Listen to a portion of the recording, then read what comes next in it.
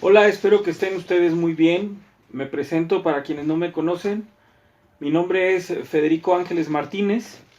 Trabajo en el Centro Integral de Salud Mental. Y bueno, el día de hoy me gustaría compartir con ustedes algunas consideraciones básicas en el terreno de las urgencias psicológicas. Esto derivado de la función que vamos a estar ejerciendo durante algunos días o quizás semanas en el C5, relacionado a la emergencia sanitaria que tenemos del COVID-19. La intención de esta aportación o de compartir este tema está siempre relacionada con la urgencia de tener herramientas que nos puedan ser de apoyo para brindar a las personas que llamen al 01800 123 8888 puedan encontrar una atención de urgencia psicológica efectiva, ética y sobre todo en un sentido de calidad y calidez humana.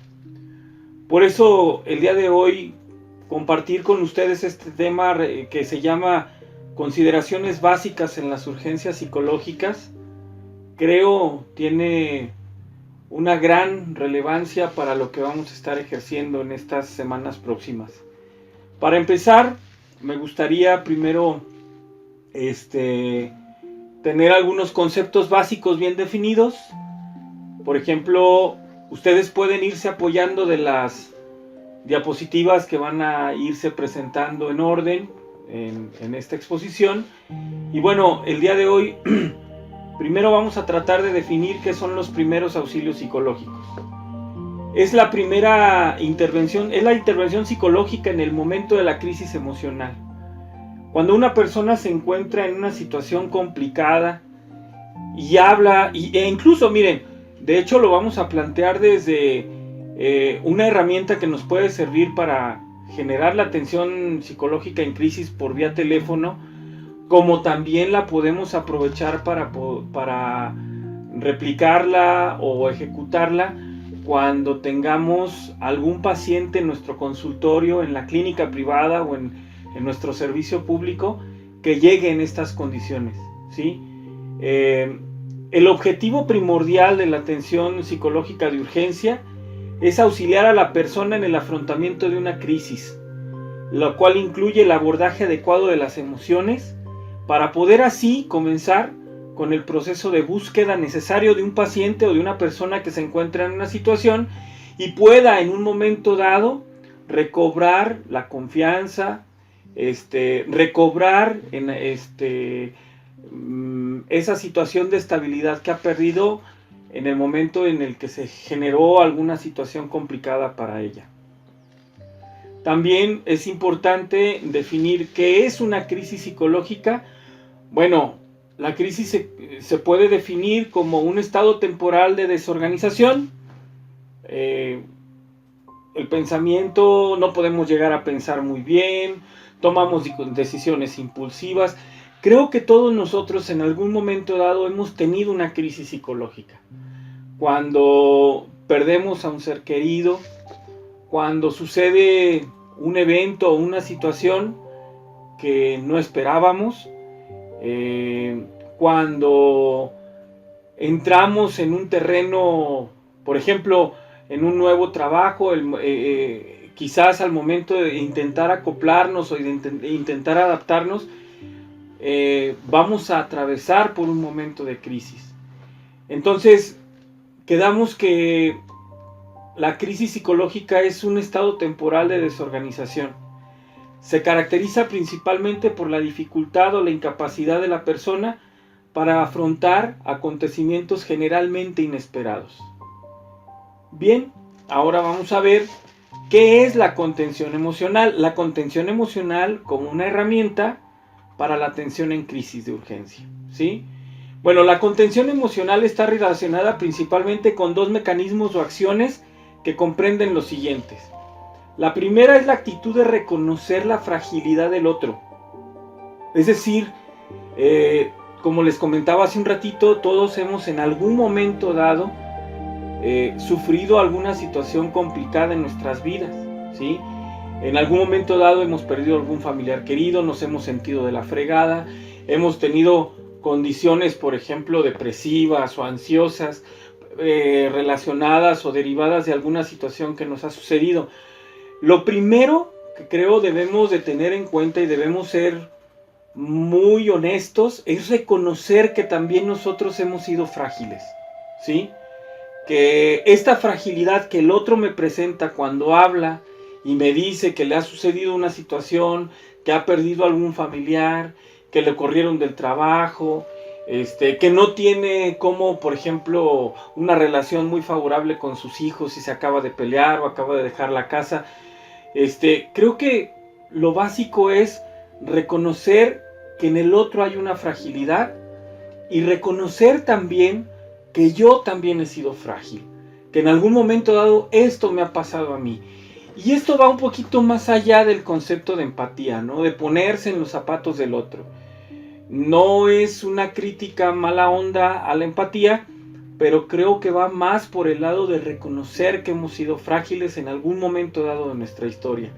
Para quienes trabajan con violencia familiar, con violencia hacia la mujer, con violencia de género, creo que podemos dar cuenta de esta situación. O sea, en algún momento dado de nuestra existencia, todos hemos padecido algún tipo de violencia, o bien en algún momento dado nos hemos convertido también en aquellos agresores que muchas de las veces, sin darnos cuenta, genera condiciones emocionales en otra persona que suelen ser de una importancia relevante. Entonces, repito, va más allá del concepto de empatía, va más por el lado como de reconocer que soy frágil y que esa persona que está marcando por teléfono, que llega a nuestro consultorio, también se siente frágil, es vulnerable. Creo que es un punto básico, porque cuando eso sucede, entonces podemos tener la percepción, ¿sí?, de la situación real que la otra persona quizás puede llegar a estar pasando o atravesando. La segunda y no menos importante es la escucha. La capacidad de poder escuchar la demanda del otro, la capacidad de escuchar en algunas ocasiones lo que no nos quieren decir, pero dicen, pero sí es bien importante, ¿sí?, poner atención al mensaje que emite esa otra persona. Y bueno, cuando lo emite, pues está utilizando diversas o diferentes vías o canales de comunicación para poder comprender lo que él quiere decir y para poder reaccionar ante el mensaje dado, ¿sí? Vamos a preguntarnos, ¿qué es una emoción? Bueno, pues la emoción es una forma de reaccionar ante nuestro entorno, física y psicológica. Por lo tanto, es una forma de adaptarnos a lo que sucede en nuestro alrededor. Y vamos a suponer, ¿verdad?, que el día de hoy, a alguno de nosotros nos avisan que nos acabamos de ganar un bono de 150,000 pesos por el trabajo que hacemos como psicólogos. Más de uno de nosotros, claro que va a pegar el grito en el cielo, claro que casi se va a quitar las greñas de la cabeza, y eso va acompañado de una respuesta emocional, ¿sí? Podríamos plantear, por ejemplo, la euforia, la alegría, y por otro lado, por ejemplo, por el lado físico, la aceleración del corazón, como taquicardias, la efusividad, por ejemplo, del movimiento de manos exagerado. Y por otro lado tenemos una condición muy particular. Imaginen que en algún momento dado, alguno de nosotros, en este preciso momento, nos avisan que un ser muy querido ha fallecido.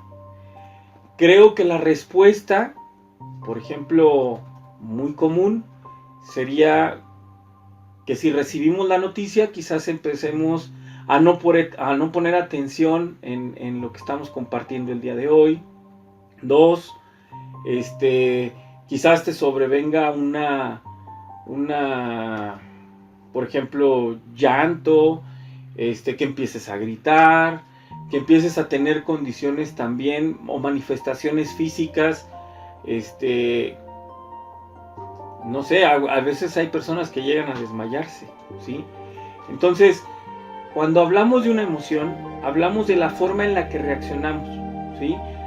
Y esto, la reacción está relacionada con el entorno o con lo que nos está pasando en ese momento.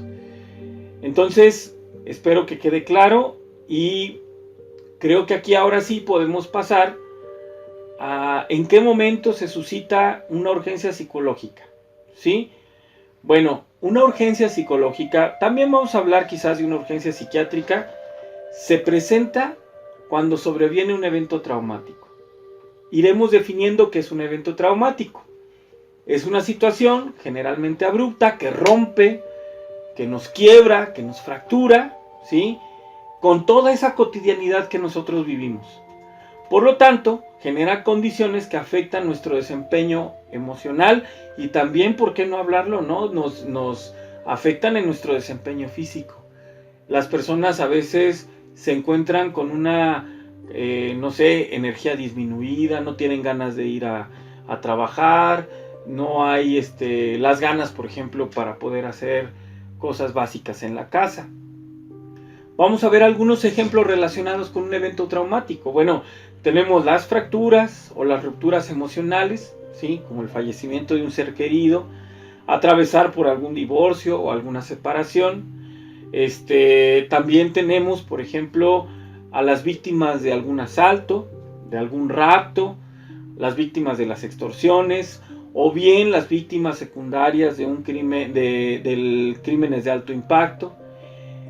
También tenemos, por ejemplo, los eventos naturales como los terremotos, los maremotos, las lluvias, etcétera, e incluye, ¿sí?, las emergencias sanitarias, como en este caso atravesamos a nivel mundial la pandemia del COVID-19. Vamos a ver lo que es una urgencia psicológica y bueno, es importante identificar lo que pasa después de un evento traumático. Generalmente después de un evento traumático sobreviene un estado al que se le llama de shock, donde la persona tiene una sensación de que todo su mundo se derrumba. Imaginen ustedes que en algún momento dado llegan a su casa y lo primero que encuentran al llegar a su casa es que su casa está completamente en llamas, ¿sí?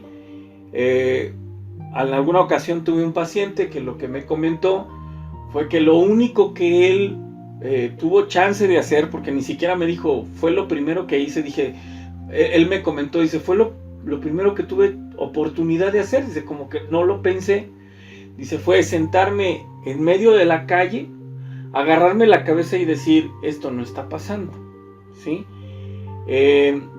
Obvio, ¿no? Al ver que su casa se incendiaba, pues su patrimonio estaba perdido, sobrevenían, imagino yo, muchas ideas como qué voy a comer, dónde voy a dormir, dónde voy a meter a mis hijos, dónde vamos a establecer, por ejemplo, dónde nos vamos a establecer, a dónde vamos a ir a pedir, por ejemplo, refugio. Digo, un montón de cosas que en un momento dado se les sobrevinieron a la mente. Entonces, de primera instancia creo que vamos a tener un estado o un momento de shock. También existe la negación, en donde la persona percibe la pérdida, pero intenta negarlo, y ya se los comentaba hace ratito, ¿no? Cuando decía, no, pues como que esto no, a ver, esto es una broma. A mí me pasó, por ejemplo, cuando me robaron mi carro. Salgo yo del consultorio y no veo mi carro y digo, ah, caray, ¿dónde está? Entonces empiezo a buscarlo por un lado, por el otro, les doy vuelta a la manzana, y luego digo, no me lo pudieron haber robado, mi carro estaba aquí.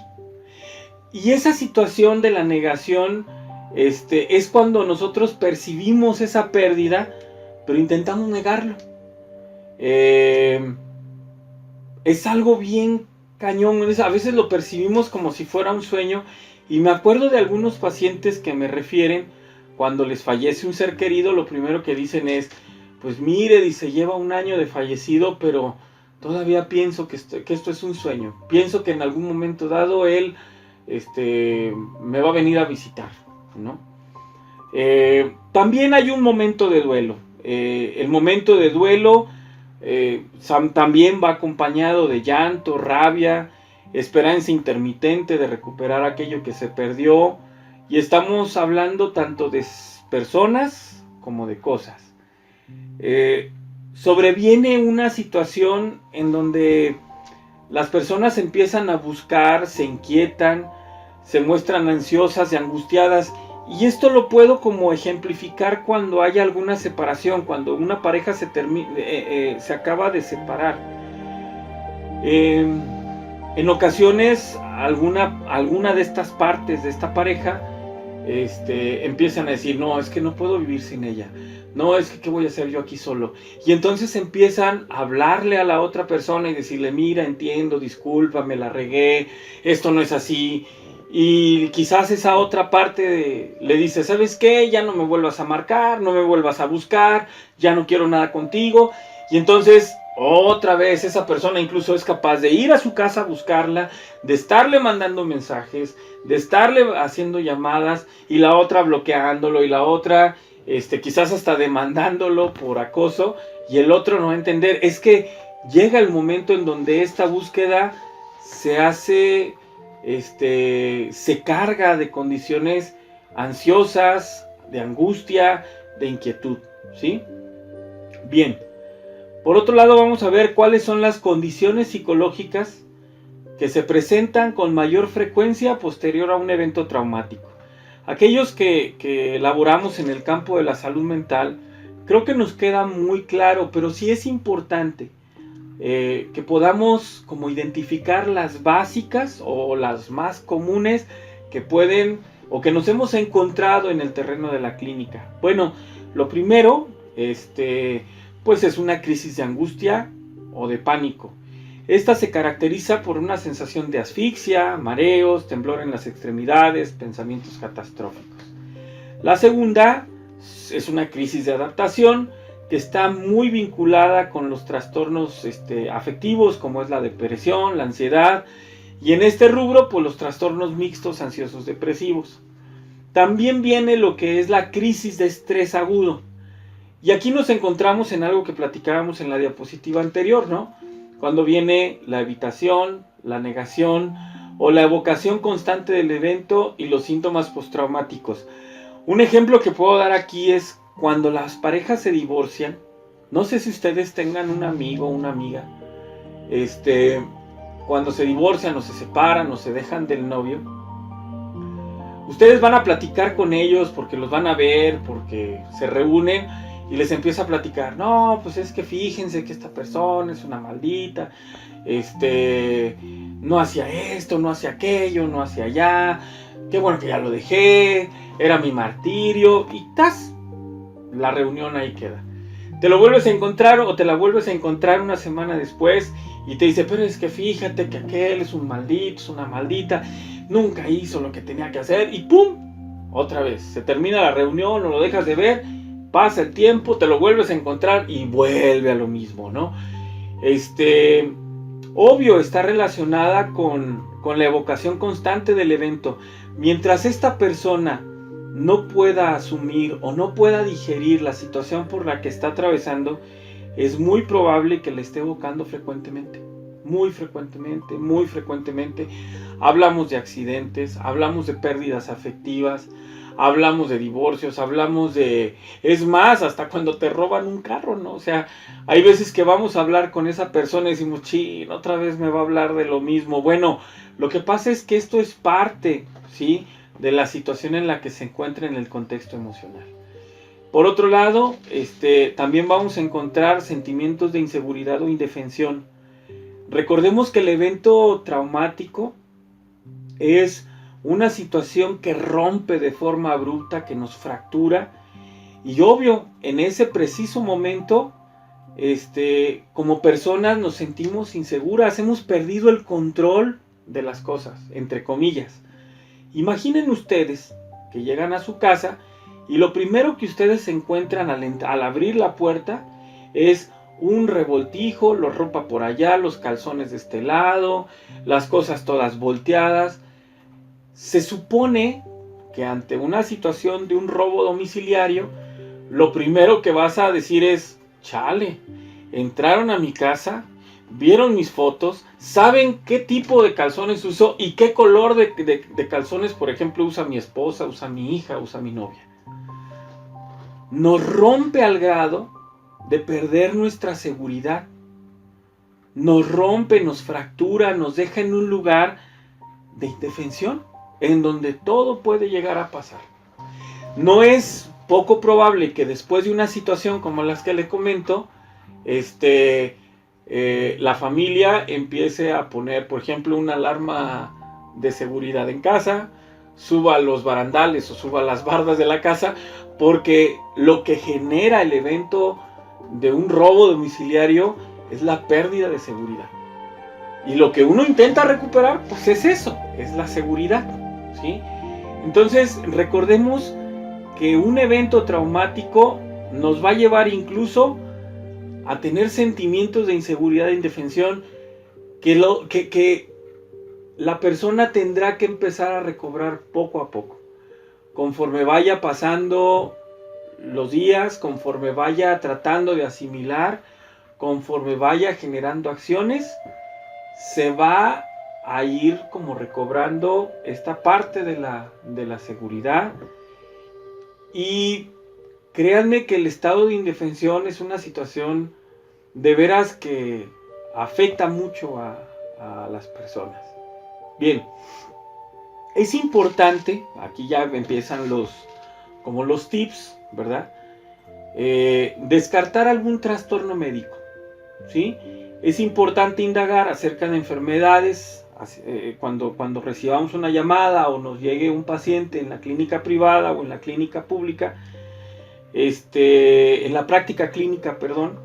Es importante indagar acerca de enfermedades, internamientos o el empleo de algún medicamento o bien de alguna sustancia que pueden llevar a las alteraciones en el estado de conciencia, por ejemplo, como el estado de abstinencia en los pacientes que son adictos a una sustancia. Por otro lado, también es importante identificar los rasgos comunes, por ejemplo, de depresión o de ansiedad, que incluyen cambios drásticos en las conductas, por ejemplo, en los niños. A diferencia de nosotros los adultos, que somos más como sintomáticos, cuando un adulto está deprimido, pues le da hueva levantarse, lavar los trastes, bañarse, ¿no? Empieza a tener manifestaciones sintomatológicas como me sube la bolita que me sube y me baja, ay, que le sube y le baja, o bien empezamos a enfermarnos mucho, nos empiezan a salir fuegos en los labios, etcétera, etcétera, etcétera. Somos más como sintomatológicos. En el caso de los niños, es muy común, ¿sí?, encontrar que las manifestaciones de la depresión o de la ansiedad se vuelcan en el terreno de las conductas. Los niños se hacen, más bien no se hacen, los niños se comportan agresivos, respondones, les vale un cacahuate lo que los papás les digan o les pidan. Cuando en algún momento dado las escuelas nos refieren al CISAME a los niños por trastornos de conducta y hacemos la evaluación, hacemos la parte psicológica, oh sorpresa, nos encontramos con que el niño está deprimido o tiene algunas condiciones que favorecen este tipo de conductas, ¿sí? Entonces es bien importante identificar ahí, preguntar. Obvio, nos vamos a encontrar con irritabilidad emocional, condiciones sintomatológicas en los adultos, por ejemplo, y también la ideación o la planeación suicida o también la ideación o la planeación homicida. Creo que es bien importante medir esto. En alguna ocasión, atendiendo una llamada telefónica, una señora de 34 años me decía que ella estaba pensando en suicidarse, ¿sí? Y que la mejor forma que ella había encontrado de suicidarse era abriendo las llaves del gas. Cuando empiezo a indagar un poquito más, le pregunto, oye, ella me dice, yo quiero mucho a mis hijos son mi vida, y entonces le pregunto, oye, ¿y en dónde están tus hijos? Dice, aquí conmigo. Le pregunté, oye, ¿estás pensando abrir las llaves del gas contigo y con tus hijos adentro de la casa? Y me dice, sí.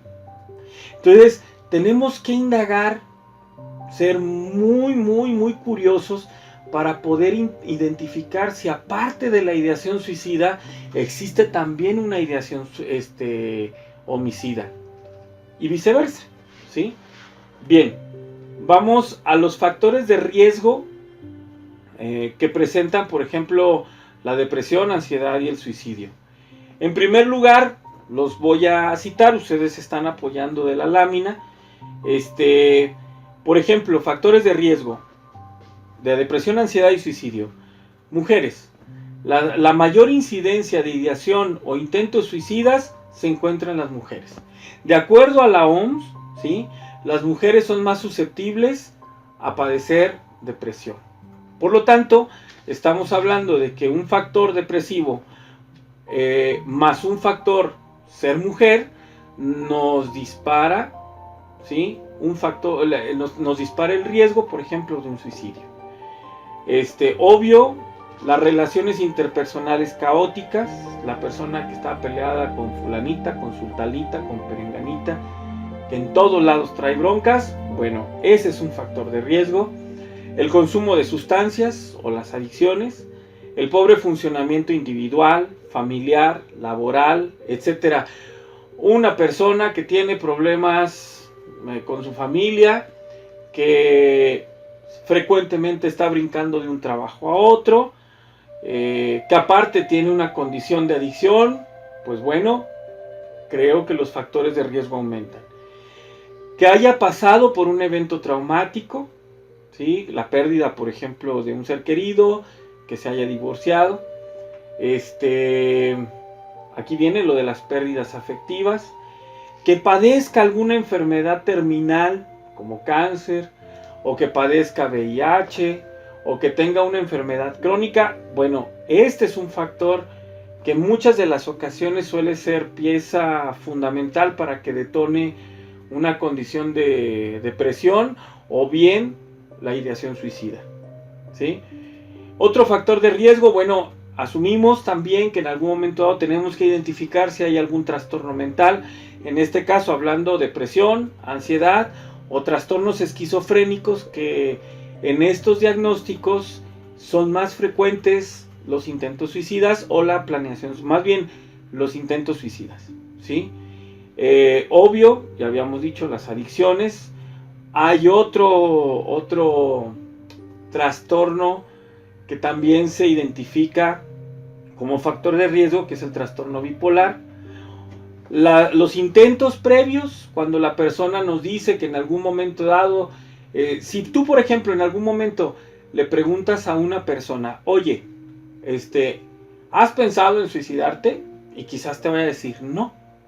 Pero si le preguntas, oye, ¿en alguna ocasión te han internado? Y la persona te va a decir, sí. Oye, ¿y por qué te internaron? Ah, pues es que me quise suicidar. Siempre vamos a darnos la pauta de indagar por varios frentes. Porque muchas de las ocasiones el tema del suicidio o del intento suicida es como un tema medio tabú. Culturalmente hablando, creo que lo sostiene, ¿no? Una persona que ha intentado suicidarse es una persona a la cual quizás a nivel social se le da poca valía, o bien se le critica de forma como muy irresponsable, y total que muchas veces las personas que han pensado en suicidarse, pues muchas de las veces lo niegan hasta que se encuentran en una situación donde ellos pueden tener la confianza y decirte, ¿sabes qué? Sí he intentado suicidarme, sí he pensado en el suicidio, o bien no he pensado en el suicidio, pero en algún momento dado pensé que igual y sería mejor estar muerto, ¿sí? Entonces, importante indagar por varios frentes. Otro de los factores de riesgo es el dolor crónico. Esto sucede mucho, por ejemplo, con las personas adultas mayores, ¿sí? Cuando hay algún diagnóstico de enfermedad crónica, cáncer, bla, bla, bla, como les habíamos platicado, pues bueno, suelen tomar la opción del suicidio, ¿sí? Ahora imaginen, en este mismo terreno, la persona de la tercera edad, Aparte, se ha visto en una condición de abandono porque los hijos ya no lo quieren ver, porque los hijos ya no se hacen cargo de él, porque se siente una carga. Pues imagínense la condición de ¿cómo se dice? Del riesgo, ¿sí? Bien, vamos a tratar de evaluar el riesgo suicida con los siguientes puntos, ¿sí? Por un lado vamos a tener también de la misma forma los aspectos de funcionamiento individual. Problemas de identidad. Sucede mucho con jóvenes, ¿sí? Pero también sucede mucho con personas que rondan entre los 30 y 35 años. Porque hay una especie como de crisis, ¿no? En donde logré lo que yo pensaba que iba a lograr cuando era joven. Tengo o no tengo el trabajo que yo esperaba. Cumplí mis expectativas, de mis sueños, mis esperanzas. Bueno, estos problemas de identidad se van a presentar en jóvenes y en personas adultas, les digo, como entre 30 y 35 años. También puede presentarse en la adultez, ¿sí? En la tercera edad, ¿sí? Conflictos con el autoconcepto, también este es un factor de riesgo. Pensamientos fatalistas, pobre control de los impulsos, sentimientos de venganza o el sentirse la víctima. En alguna ocasión atendía a una señora que decía que su expareja era la razón por la que su vida era un fracaso, ¿sí? Y en algún momento dado, ella lo que comentaba es que esperaba que el otro falleciera, que el otro muriera. Ojalá y muera y de la peor forma, ¿no? Y en alguna ocasión, cuando estábamos en la consulta, creo yo que se le salió, porque no creo que lo haya querido decir de la forma más como evidente. En algún momento dado, por ejemplo, ella tenía pensado prenderle con gasolina el coche. Entonces, este tipo de situaciones creo que también es bien importante identificarlas, porque si esto sucede, lo más probable es que tengamos a una persona potencial que pueda generar daño a terceras personas, ¿sí?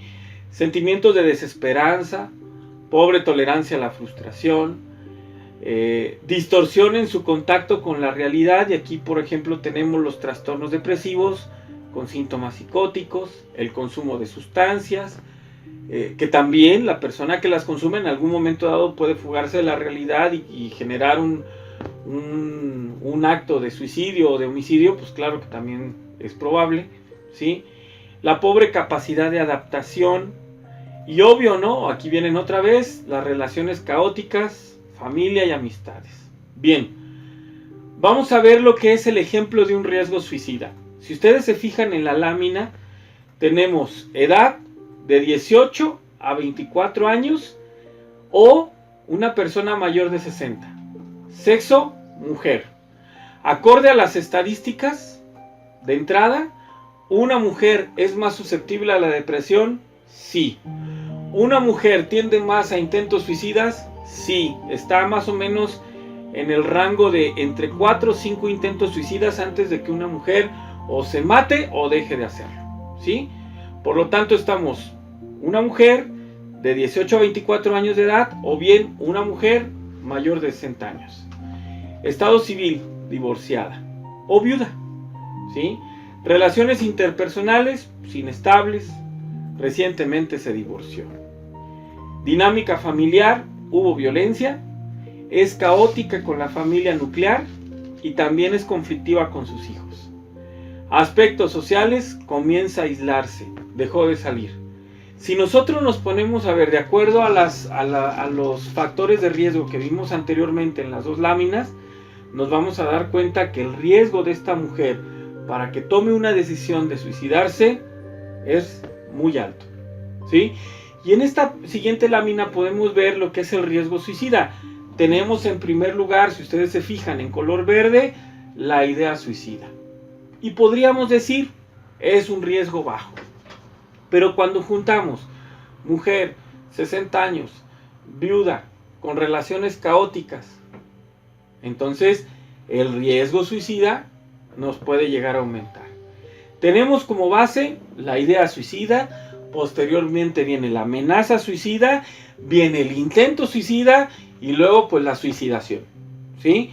Después de que el suicidado se suicida, pues ya valió quesadilla, ya no podemos hacer gran cosa, pero sí tenemos que tratar, ¿sí?, de como identificar en esta escalita el riesgo que tenemos acerca de la persona para que ésta se suicide o se haga daño.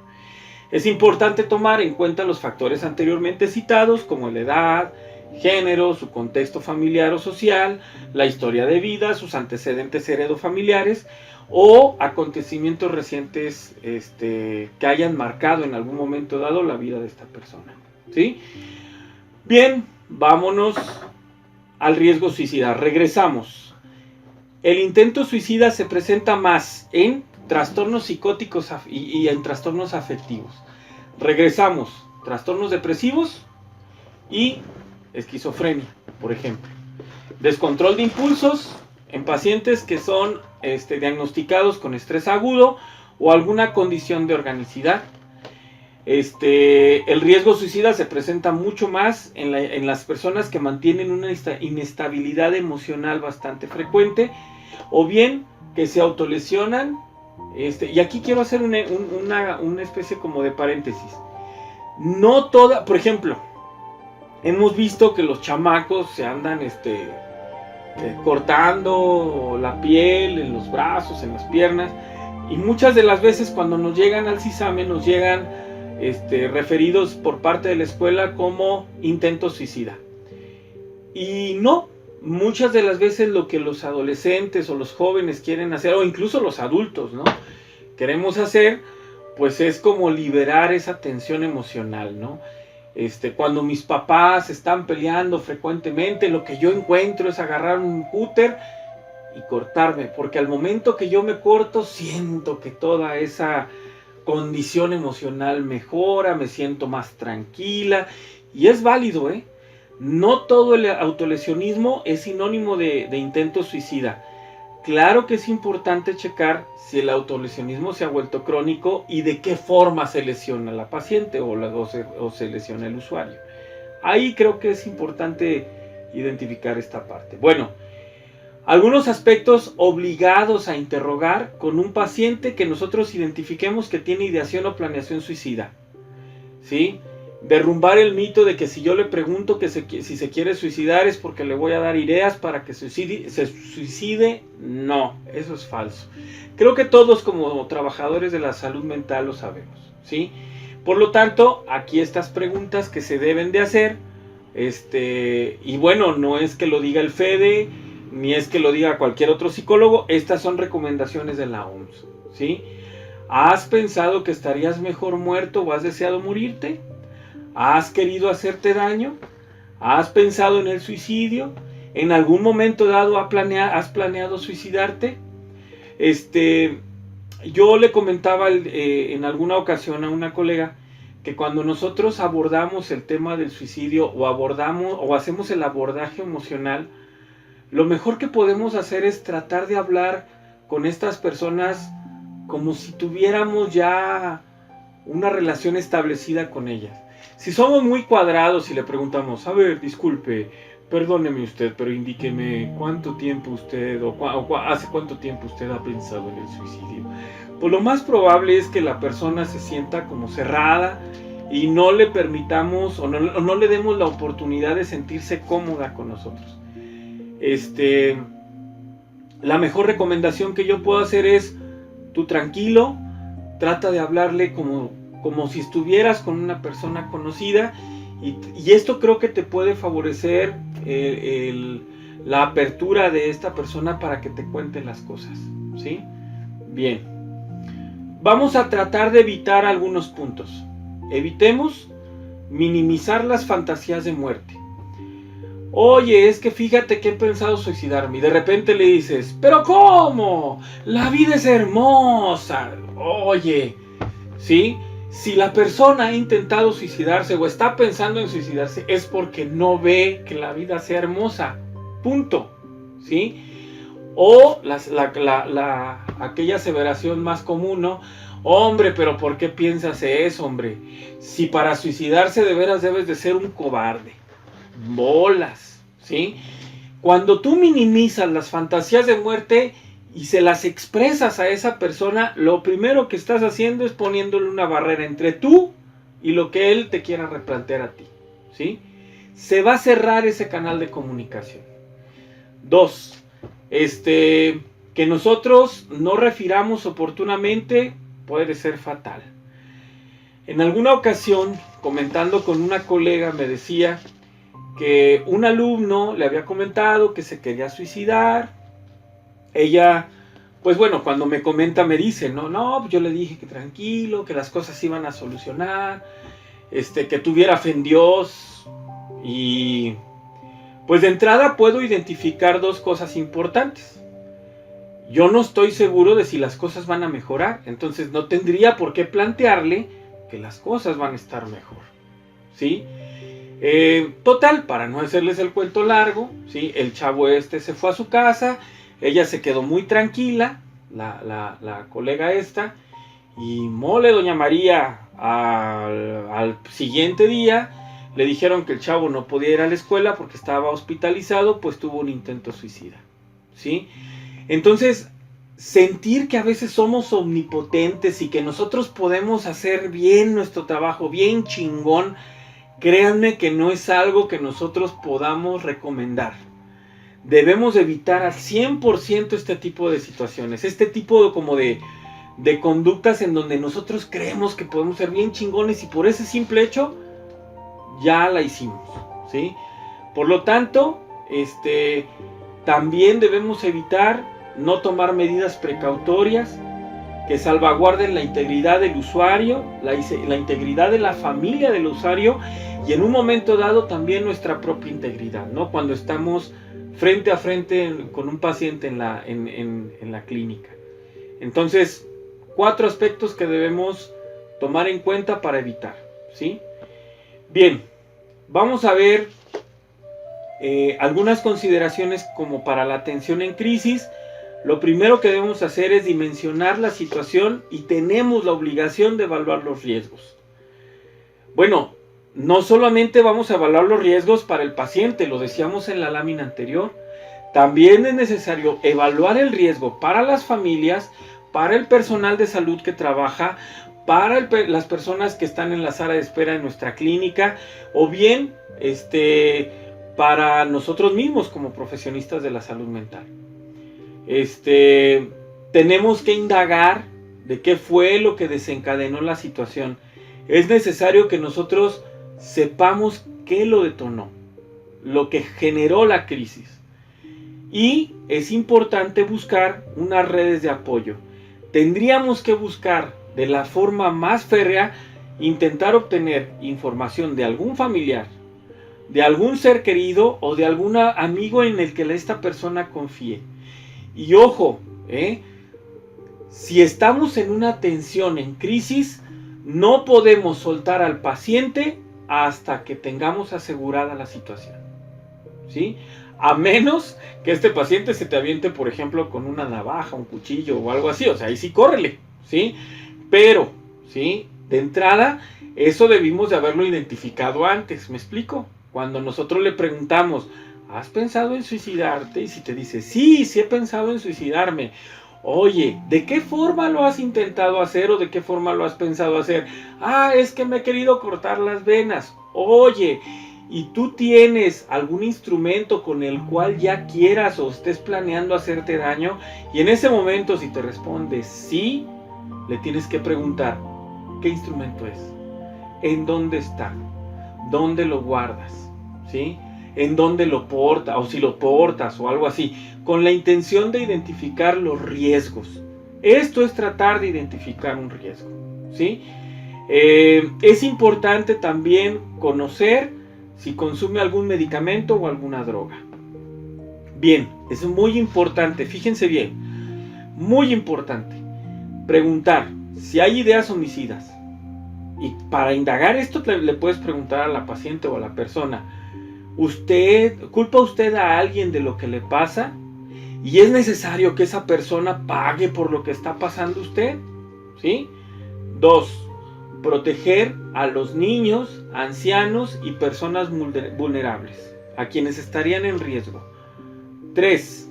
Tomar en cuenta las ideas religiosas y su interpretación o significado para la persona, aunque ustedes no lo crean. Muchos contenidos del suicidio, en muchos de los contenidos del suicidio está involucrada la idea de ver a Dios, por ejemplo, ¿no? De estar en paz, de tener una comunicación con el Creador.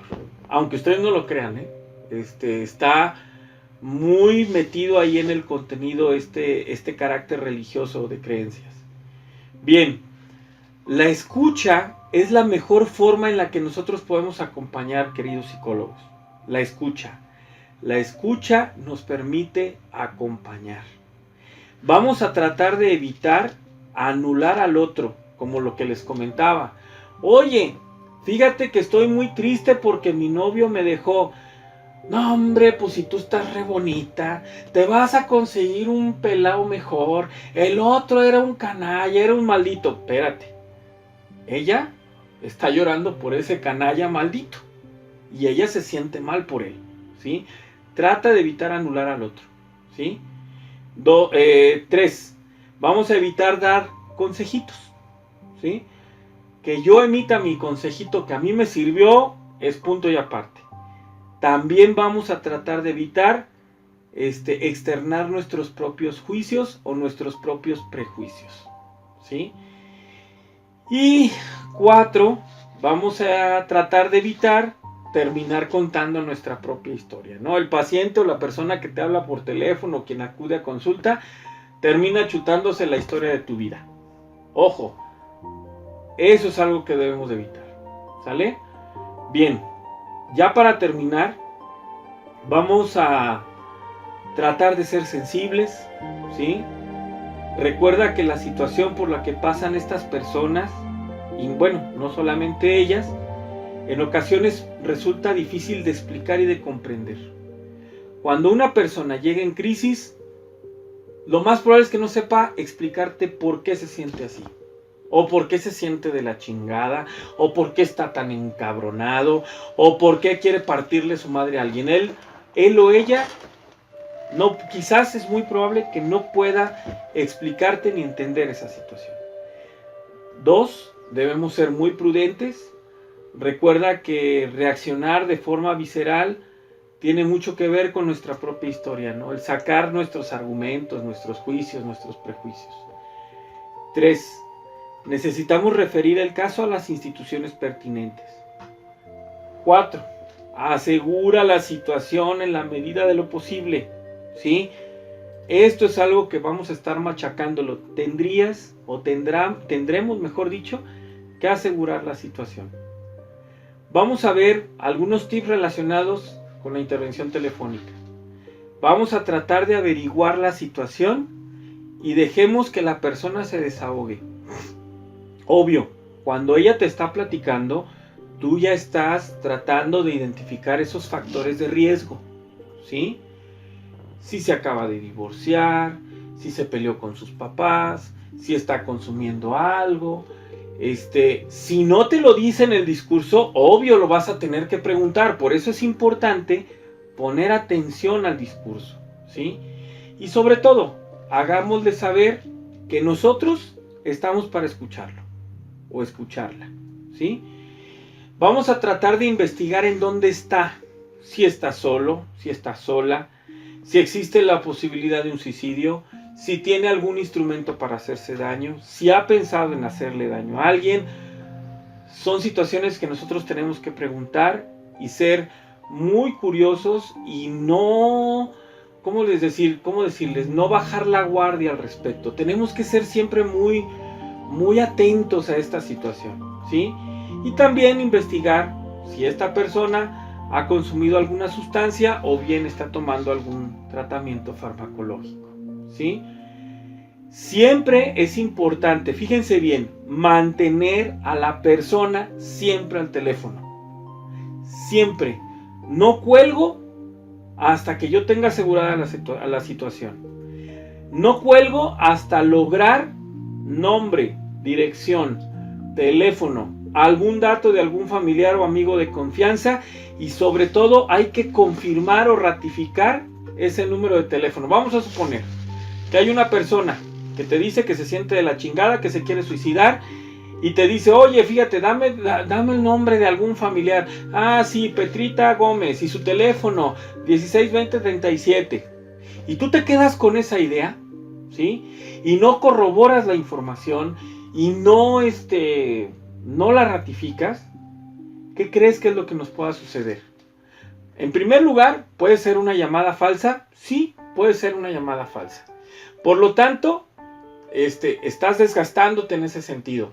En segundo lugar, que el paciente o que la persona o el usuario no quiera darte la información.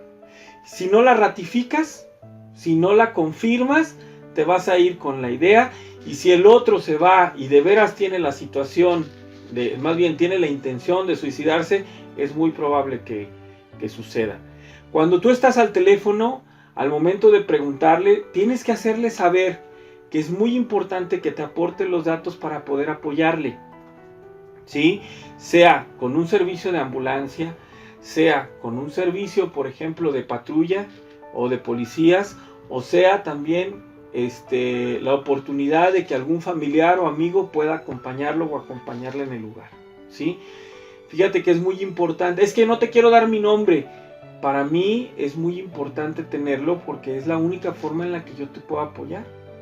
Es importante para mí, es importante para nosotros poder darte un apoyo, ya que tú estás marcando esta línea, y para poder tener o accesar, pues necesito tu nombre, ¿no? Si se encuentra renuente, pues tendremos que buscar en otro momento una estrategia para poder adquirir estos datos que no nos han dado, ¿sí? En cualquier caso, consigamos o no al familiar, debemos solicitar el apoyo de una patrulla y proporcionar a la patrulla o al servicio de urgencias los datos generales de la persona, la situación. Fíjense, si ustedes identifican que esta persona tiene un cuchillo para abrirse las venas, cuando tú le hablas al policía, ¿qué le tienes que decir? Que esta persona posiblemente está armada. ¿Por qué? ¿Qué va a pasar si llega el policía y esta persona se siente amenazada? La reacción normal ante una condición de amenaza es atacar. Entonces, es muy probable que esta persona en algún momento dado, acuérdense que el estado de crisis o la situación de una crisis psicológica es un desajuste emocional, ¿sí? Por lo tanto, el darle ¿cómo se dice? La información necesaria al oficial de policía, o darle la información necesaria al personal paramédico, puede incluso evitar una tragedia, ¿sí? Hasta no tener asegurada a la persona, evitamos colgar. Punto, ¿sí? Ahora, en niños, es muy poco probable que el niño te marque al teléfono y te diga que se siente deprimido. Lo más probable es que el niño te marque para decir que sus papás están peleando, que su papá se cayó en el piso y no se puede levantar, o que su mamá se encuentra muy mala y que se desmayó. O bien te vas a encontrar con las clásicas llamadas que son broma, ¿sí? Cuando tú tienes o atiendes una situación de un niño por teléfono, pues bueno, es importante explicarle lo que está sucediendo de la forma más clara que se pueda. Le preguntas, ¿qué está sucediendo? Fíjate que está sucediendo tal cosa. Ok, gracias que me dices. Tratas de asegurar como operador la situación, preguntar lo mismo, dónde está, si hay algo con lo que se pueda hacer daño, cómo está la persona, si es que el niño habla porque hay otra persona que se encuentra mal, y entonces empiezas a darle el seguimiento a la llamada, ¿sí? En el terreno también de los niños es muy importante que nosotros reconozcamos sus miedos y que evitemos anularlos. y hagamos que el niño se sienta seguro, ¿sí? Trata de hablarle de una forma cálida, igual que al adulto, ¿sí? Trata de ser consciente de lo que está pasando. El niño se encuentra asustado, por lo tanto, trata de que el niño en algún momento dado encuentre una seguridad en ti, ¿sí? En llamadas telefónicas es importante generar seguridad, confianza mediante un discurso fluido, explorando el campo general del niño que te está llamando. Y nuevamente, asegura la situación. Hasta que tú puedas asegurar la situación, cuelgas, no antes. Bueno, ya para finalizar, ¿cuál es nuestra función en la contención emocional? Bueno, acompañar a quien escuchamos. Esa es nuestra función primordial cuando hacemos contención. Esa es la función principal cuando nosotros atendemos una llamada de urgencias crítica, ¿sí? Acompañar a la persona que está del otro lado del teléfono. Creo que si nosotros, obvio, ¿no? Estoy convencido más bien de que quizás no abordé algunos puntos. La experiencia de cada uno de ustedes, que yo sé que la tienen, favorecerá mucho a cómo atiendes a una persona en una situación de crisis. Ahora bien, en resumen, si ustedes se fijan en la lámina, en la diapositiva que estamos pasando, llega la persona en crisis, nos marca por teléfono o la atendemos en nuestro consultorio. Vamos a seguir el método ver, pensar y actuar. ¿Qué es lo que tenemos que ver? Bueno, tenemos que ser muy observadores en su lenguaje corporal, en su tono de voz y en las palabras que utiliza de forma recurrente. Tenemos que observar las variables de riesgo, los contextos, es decir, el contexto de su familia, la escuela, la pareja. Tenemos que ver qué solicita. Y también tenemos que tratar de hacerle evidente su condición emocional y explicarle que hay opciones para solucionar lo que está pasando ahora. Bien, tenemos que pensar. ¿Qué es lo que vamos a tener que pensar? ¿Está en riesgo su vida o la de alguien más? ¿Existe una red de apoyo? ¿De qué herramientas yo, como psicólogo, puedo disponer para ayudar a esta persona, o mejor dicho, para apoyar a esta persona? Y otra, ¿a dónde debo referirlo? Eso es lo que tenemos que pensar. Y cuando llega el momento de actuar, esto es lo que tendríamos que empezar a replantear. Tenemos que dimensionar la situación de la persona que nos marca por teléfono o la persona que llega a nuestro consultorio. Tenemos que escuchar y plantear las excepciones o las soluciones que nosotros en algún momento dado podemos identificar de la situación que tiene a esta persona en este lugar. Si nos hace falta algo, tenemos que indagar más, preguntemos, ¿sí? Y obvio, hay que hacer la referencia a donde nosotros creamos pertinente hacerla, ¿sí?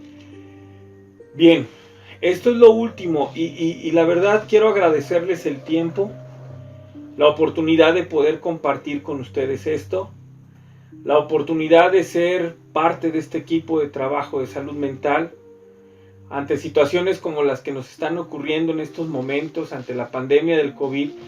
Creo que tenemos que ser éticos en el ejercicio de nuestra profesión. Y así como los médicos se la parten, ¿sí? en los hospitales, las enfermeras se la parten en los hospitales, las personas de intendencia se la parten en los hospitales, el personal administrativo, pues creo que también nosotros podemos hacerlo desde nuestro campo, ¿no? Desde este lugar donde nosotros podemos escuchar a quienes nos hablen, ¿sí? Prestándole la atención que nosotros ofrecemos también a nuestros compañeros, ¿sí? Es muy curioso que estas herramientas o estas actuaciones, ¿cómo se puede decir? Que que estas herramientas se utilicen para el público en general y pocas veces se piense para el personal de salud, ¿no? Por lo tanto, compañeros, si en algún momento dado alguno de ustedes o yo mismo solicitamos o necesitamos algún servicio como el que estamos ofreciendo, créanmelo, ¿sí? Es necesario que podamos hacer uso de él, ¿sí? Con algún compañero, con algún colega, con alguien también de nuestra institución, solicitemos el apoyo que en algún momento dado quizás podamos requerir. Bueno, gracias por darme la oportunidad de compartir con ustedes esto, y también quiero darle las gracias a mi querido amigo Eusebio Chávez, que nos ayudó o que nos permitió, ¿verdad? Nos concedió tiempo para poder grabar el audio y poder acomodar las diapositivas que ustedes están viendo en este momento. Muchas gracias, Chevo. Desde este lugar creo que es la parte que tú puedes aportar y te lo agradecemos mucho. A todos mis compañeros, que les vaya muy bien y espero verlos pronto. Saludos.